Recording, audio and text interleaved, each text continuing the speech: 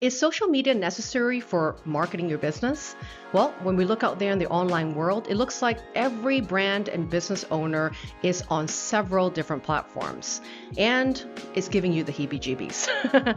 Rest assured that you're not alone in feeling this way, and some of us may not actually have the type of personalities that thrive on social media. So, are there alternative ways to market your business without being on social media all day long? Well, this video is going to help you to find other ways that you can still connect with the people you want to connect with and share your vision for your business without being on social media.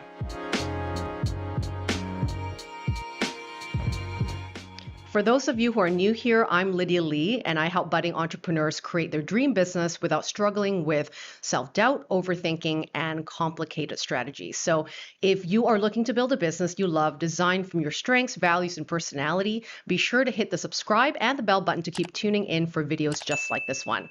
And after watching this video, you can also join me on my free training to learn the 6 steps to launch a business you love. And I'm going to pop up that link right above here so that you can join me right after this. Well, social media has been a great tool, for us to connect with people, build some relationships, and also be a place that businesses have been able to promote their services and build their brand with their audience.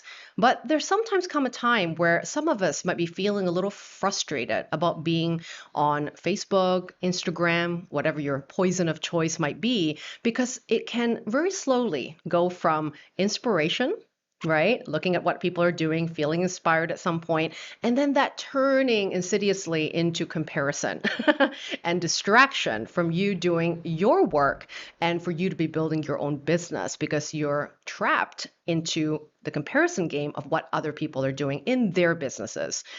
And at times, we have to remove ourselves from that environment in order to create space for the deep work that we want to do in our business.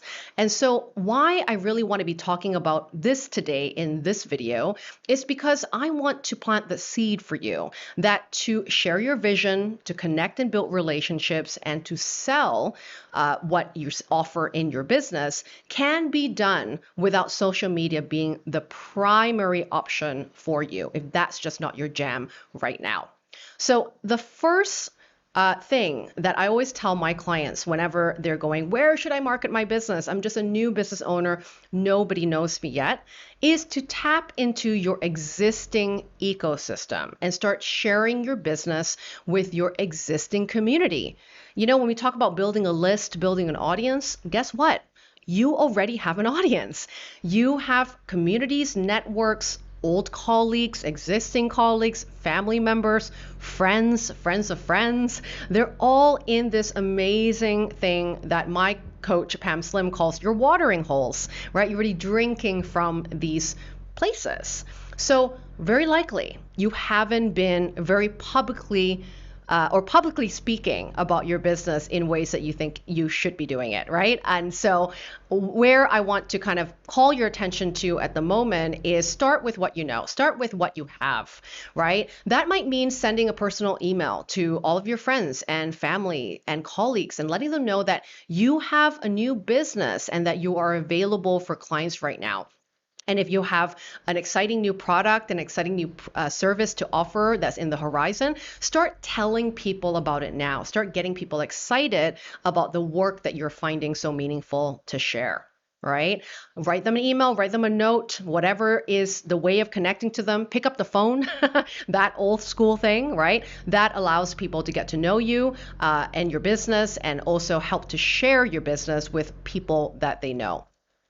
And when you do see someone that you know, right, maybe at your communities, at your church, at organizations that you're a part of, and you believe that that person could be a potential candidate for a client for you, that you can really help someone with the problems that they've shared to you at some time, invite them on a phone call, invite them to coffee if they live close to you. The whole point here is to build relationships one at a time. You don't need a huge list of people to finally be given permission to talk about your work. You can absolutely be doing it with one person at a time. That is absolutely how I started my coaching practice 7 years ago, is by having conversations, selling through conversations, and being insanely curious about people's problems and how I can help. And as you build these relationships one at a time, don't forget to ask for referrals. Ask them, do you know someone who's also having these problems that would be interested to speak to me, that may be interested to get to know how they can get support for this issue that they're dealing with, right? Very likely, like-minded people know other like-minded people. And so when you ask for referrals from someone that you've spoken to and they really love your approach, they love your story, they may have a friend or a contact that might be also a really good fit for you. And also don't forget to look in your physical community. We all live in amazing communities around the world where we have our local yoga studios, we have restaurants and cafes, we have local community centers that are part of our ecosystem, right? Living in a particular neighborhood. You might be someone that would love to build relationships by partnering up with existing organizations, companies, businesses, individuals that actually might have a great cohesive, energy between you and that person, because you might have the same audience, but you do different things to help them. You might believe in similar values, and maybe you can run a workshop at their space. Maybe you can do a co-hosted event that both your businesses can be promoted at the same time. So look for ways, to connect, build relationships, build partnerships, and you might be surprised what you find that's in your existing ecosystem. Another way to get seen and visible for your business without being on social media is to look at pitching yourself to a podcast. Now, a lot of people have a limiting belief that until you become an expert or someone that's been in business, a seasoned business owner for many years, you're not allowed to be on a podcast. I don't know who made up this rule, but it's definitely a limiting belief that I had myself when I first started a business, when podcasting was pretty new at the time even. But even people that I work with nowadays will say, I'm not allowed to pitch to a podcast until I'm an established business owner, whatever that means. So if you are someone that loves to share your story, you're someone that loves to talk about your experience, and you are not the one that's in charge of having to market that podcast, right? But you just show up and bring your full self and bring your expertise and your strengths to the table, and you get to do it with someone else in that podcast. This might be a really great strategy to market your business. You don't need to start with famous podcasts, because this is sort of where people get a bit, they feel less courageous to pitching to a million, listener podcast that's happening every month. But you can start with new podcast hosts that are actually investing a ton of time and energy to really start this up the right way. And these are the podcast interviewers that are really committed, to having a good show, because they're just starting out and they're working really hard in building an audience for their podcast, and very likely will be open enough to be working with someone that isn't, famous at this point just to be on their podcast. They're willing to work with people that have something valuable to give, valuable to share, and have a cool story that they can, experience on the podcast. So start with a new podcast host, work your way up to more famous podcasts if you wish to do that, to have more credibility. I built a great audience actually just pitching to colleagues that I knew that were new coaches that were starting their podcast. I went on 10 podcast shows when I first started in my first 3 months of business, and that certainly built my list for me.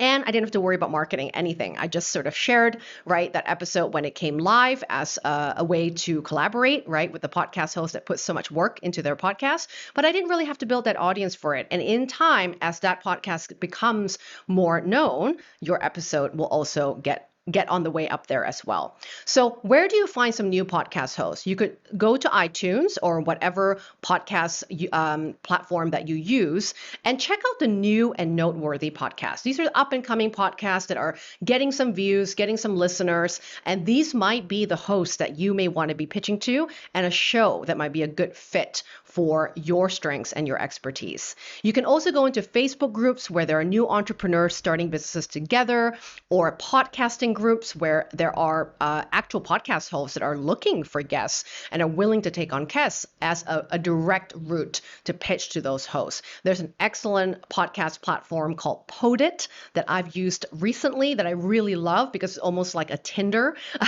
platform for podcast hosts and podcast guests. And I just find that people there are really ethical, they're really awesome, and they know what they want on their show, so you can easily pitch to the right host that will be taking you on. But don't forget to create a small pitch. Take some time to write out what are the topics that you would love to be talking about, that you want to be known for and that you're really good at. What's your wheelhouse? What are the strengths that you bring to the table that would make it really relevant for that particular audience, for the podcast that you're pitching to, and really make it easy for the host to say yes, right? When you tell the host, give them some topics, give them, right, what it is that you can actually, be giving value on. You're not going to put that burden on the host to come and think up of a topic that you should be interviewed on, right? The minute you make it easy for the host to say yes is the minute that they will welcome you to that podcast faster than if you were not to have a good pitch and just sent them a quick little message. This next way to market and promote my business without being on social media is one of my favorites because I get a direct contact with the people that really love my work. Starting a newsletter is one of my favorite ways to market and keep in contact with my audience, as well as build relationships over time. Now, as humans, we are never going to really be trusting somebody just from looking at a social media post or just reading one blog. What we really want to be doing as business owners is to welcome them into a space that is non-distracting, and it's also going to allow us to be on their inbox, right? Which is the holy grail, really, of like contact information. Social media, they can shut you off, they can scroll right by you, right? And who knows if this platform's even showing your post to many people without you buying an ad. But in a newsletter and in your email list, this is where you get the direct connection to your audience. And they're more likely to read an email than to scroll past or to read a post that they won't scroll past. So when you start an email newsletter, you have control, and that is an asset for your business. And when you start to write blogs, when you start to give out content on a YouTube channel, for example, don't forget to invite people to your email newsletter where you'll be giving people more advice, more tips, more fun stuff, and only something that you offer to this particular audience. The key point here is to write a newsletter consistently. It doesn't matter if it's once a month or bi-weekly or weekly. You can choose your rhythm and your cadence on what works for you when it comes to frequency. The biggest part is being consistent in making sure that your audience can expect to hear from you at certain days of the month. Now, you can use your checklist to do some really cool stuff like share advice, tips, even things like a music playlist. If music is your jam and that's how you love to connect with people, where you can share your music or your curation of music. You can also share, inspirational stories or experiences that you're having at the moment in your life and in your business, or maybe what you've been coaching your clients or your customers to do that might be an interesting tip to share with your audience, right? And of course, share information about your products and your services so people know how to get your help in a much more intimate way. And don't worry about needing to send something every day. Like I said, the best frequency is one that works for your schedule and one that you can show up for consistently. And once you build that habit to do so, you can add more days, right? That you might want to be sending multiple newsletters a month if that fits the bill. But just remember, you can send it when you have something meaningful, inspiring, and helpful to share so that you don't feel like it's a have-to activity and it's more of a want-to activity in your marketing. So I hope that these 3 tips on how you can market and promote and be visible in your business without being on social media was inspiring for you to be able to look at alternative ways to do so. So I would love for you to share with me below what out of the 3 tips that you heard today, what is one that you would love to try? Maybe something else that you have been thinking about but didn't think you could do it. I would love to hear about it. And very likely, if that's the thing that calls to you, that might be your best way to influence. And that might be be your best way to connect and build relationships. And that is really the most important piece, no matter what vehicle you use to share your business. I hope that you've enjoyed this video today, and I will see you next week for a brand new episode.